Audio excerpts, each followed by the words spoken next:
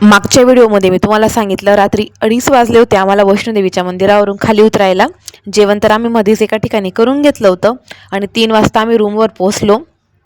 दुसऱ्या दिवशी पण आम्ही सकाळी लवकर उठलो, पटकन तयार झालो, हॉटेलवरच नाश्ता वगैरे केला आणि आमचं पूर्ण सामान वगैरे घेतलं.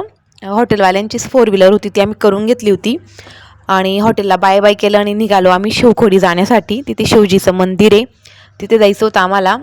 आधी तर एक देवीचं मंदिर लागलं, तिथे गेलो. खूप छान मंदिर होतं, पूर्ण गुफ्यामध्ये होतं आणि ते पण खूप गर्दी होती. आणि आज सकाळपासून काय माहीत मला काय झालं, मी नाश्ता पण व्यवस्थित केला आणि आणि डोकं दुखत होतं माझं, खूप मळमळ होत होतं मला, कारण झोप पण पूर्ण नव्हती झाली आणि पाय पण खूप दुखत होते.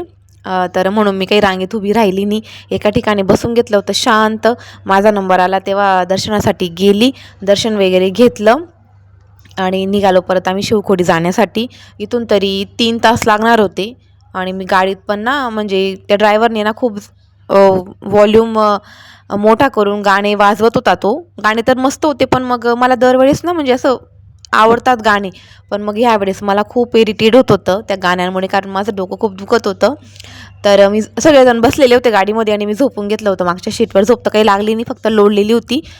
शिवखोडी येथे पोहोचलो आणि उतरताच मी ना म्हणायला लागली की म्हटलं मी काही येत नाही, कारण ते पण असं उंच होतं, उंच चढावं लागत होतं. त्यांना म्हटलं माझ्याने काही चाललं जाणार नाही. जेंट्स तर नव्हते थकले, मुलं पण नव्हते थकले, पण आम्ही दोघी लेडीज खूप थकून गेलो होतो. त्याच्यामुळे घोडे करून घेतले. घोड्यावर तर नको बसायला पाहिजे, पायी जायला पाहिजे, पण आमची हालत खूप खराब झाली होती आणि घोड्यावर बसून पण मला खूप माझा जीव घाबरत होता. मला असं वाटत होतं की तुम्हाला पाडून टाकेल. कसं तरी आम्ही तिथे पोचलो आणि इथे पण खूपच गर्दी होती, पण आमच्या साहेबांनी कार्ड दाखवलं, त्याच्यामुळे आम्हाला काही लाईनमध्ये उभं राहायचं काम नाही आलं. पटापट आमचं दर्शन होऊन गेलं आणि बघा इथला व्ह्यू तर बापरे एकच नंबर होता.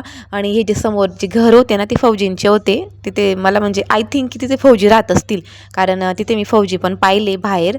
आणि मला ना इतकं मस्त वाटत होतं इथे. मला असं वाटत होतं ना की अशा ठिकाणी आपलं घर पाहिजे, किती मस्त वाटतं ना अशा ठिकाणी. तिथे पण आम्ही थोडी शॉपिंग वगैरे केली आणि निघालो आम्ही परत रेल्वे स्टेशनसाठी. हा गाडीवाला तोच आम्हाला रेल्वे स्टेशनपर्यंत सोडणार होतो आणि दुसऱ्या दिवशी आम्ही पोहोचलो पंजाबला, पंजाब जलंधरला.